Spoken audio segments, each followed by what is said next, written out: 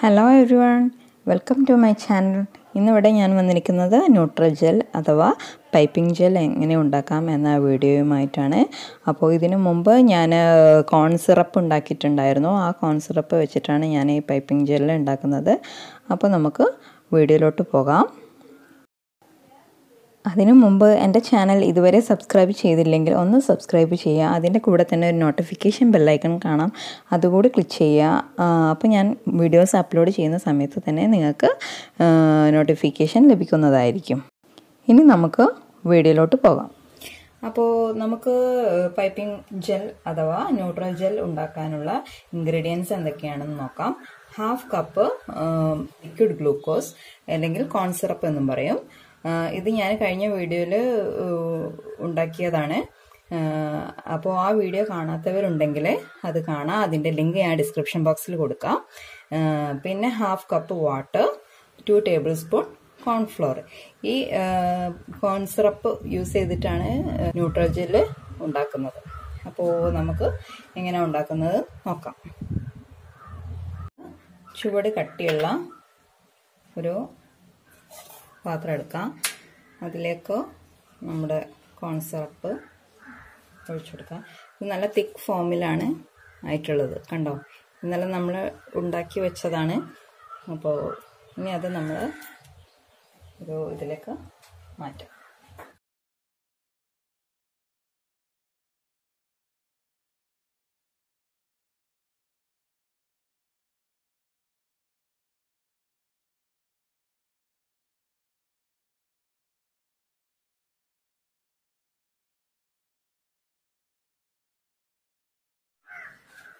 പിന്നെ ഇതിലേക്ക്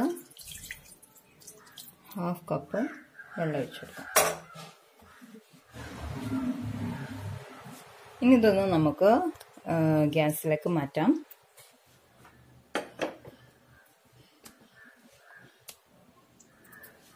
ഇത് ഞാൻ ഗ്യാസിലേക്ക് മാറ്റിയിട്ടുണ്ട്. സിമ്മിലിട്ടിട്ട് നമുക്കൊന്ന്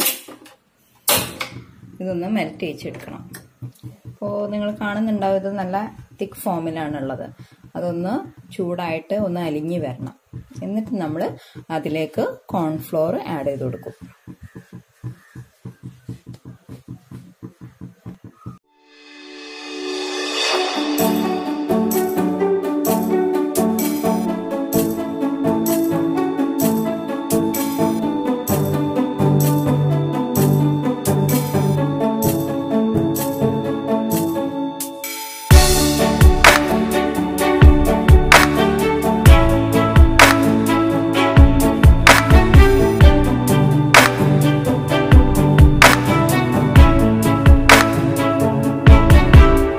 കോൺഫ്ലോർ ആഡ് ചെയ്ത് കൊടുക്കാം. ഓവർ ചൂടാവുന്ന മുന്നേ തന്നെ കോൺഫ്ലോർ ആഡ് ചെയ്യണം. ചൂടായി കഴിഞ്ഞാൽ പിന്നെ കോൺഫ്ലോർ കട്ട പിടിച്ചു പോകും. അപ്പോൾ അതിന് ചാൻസ് വരരുത്. ഒരു നേരിയ ചൂടോടെ തന്നെ നമ്മൾ കോൺഫ്ലോർ ഇട്ടിട്ട് ഒന്ന് നന്നായിട്ട് ഇളക്കി കൊടുക്കാം.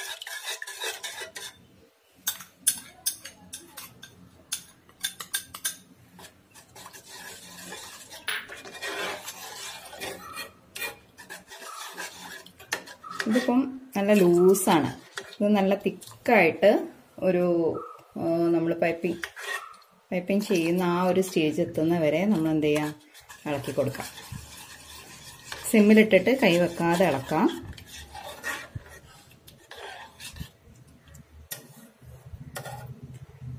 നമ്മൾ എത്രയാണോ എടുക്കുന്നത്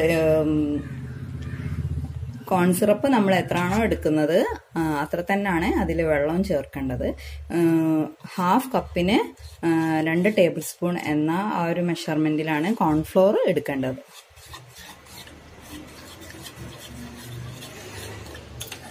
ഇത് നമ്മൾ കേക്കിന്റെ മേലെ ഗ്ലേസിനൊക്കെ യൂസ് ചെയ്യും. കേക്കിന്റെ മേലെ ഐസിംഗ് ഒക്കെ ചെയ്ത് കഴിഞ്ഞിട്ട് ഇതിൽ നമ്മൾ കളർ ആഡ് ചെയ്ത് കഴിഞ്ഞിട്ട് കേക്ക് നന്നായിട്ട് കവർ ചെയ്യാൻ വേണ്ടിയിട്ട്, അങ്ങനെ മൊത്തത്തിൽ ഗ്ലേസിന് വേണ്ടിയിട്ട് യൂസ് ചെയ്യുന്ന ഒരു ന്യൂട്രജെല്ലാണിത്. പിന്നെ കേക്കിന്റെ മുകളിൽ പേര് എഴുതാനൊക്കെ ഈ ജെൽ തന്നെയാണ് നമ്മൾ യൂസ് ചെയ്യാറുള്ളത്. ഞാനിതിനു മുമ്പ് ബേക്കിംഗ് ക്ലാസ്സിനൊക്കെ കാണിച്ചിട്ടുണ്ടായിരുന്നു ഫ്രൂട്ട്സ് ഒക്കെ ഡെക്കറേറ്റ് ചെയ്ത് വെച്ചിട്ടുള്ള കേക്ക്. അതിൽ ഈ ഗ്ലേസ് തന്നെയാണ് യൂസ് ചെയ്തത്. അന്നൊക്കെ ഞാൻ റെഡിമെയ്ഡ് വാങ്ങിച്ചിട്ടാണ് ചെയ്തത്.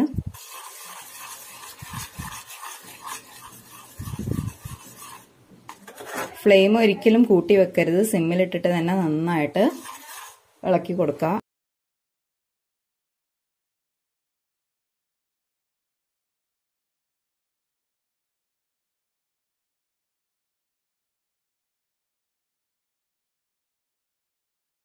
ഇനി ഇത് ചൂടാറിയതിന് ശേഷം നമുക്ക് ഒരു എയർ ടൈറ്റ് കണ്ടെയ്നറിലിട്ടിട്ട് നമുക്കിത് ഫ്രിഡ്ജിൽ സൂക്ഷിക്കാം.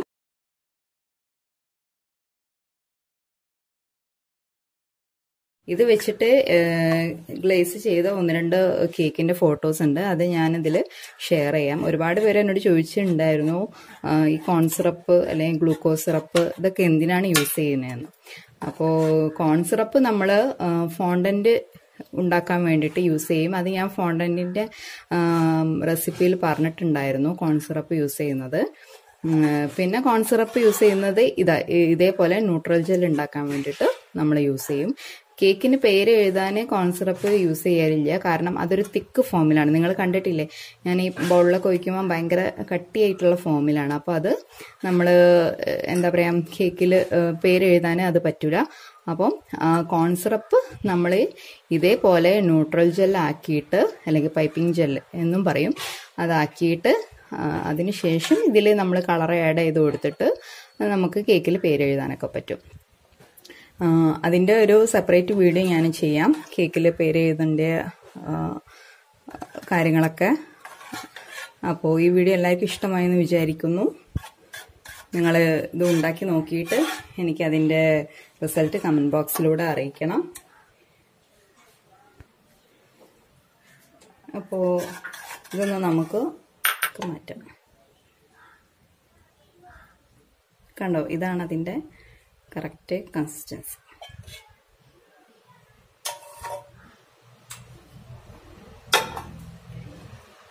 ഇതിൽ ഇപ്പോൾ ഞാൻ നിങ്ങൾക്ക് കാണിക്കാൻ വേണ്ടിയിട്ട് റെഡ് കളർ ആഡ് ചെയ്ത് കാണിച്ചു തരാം.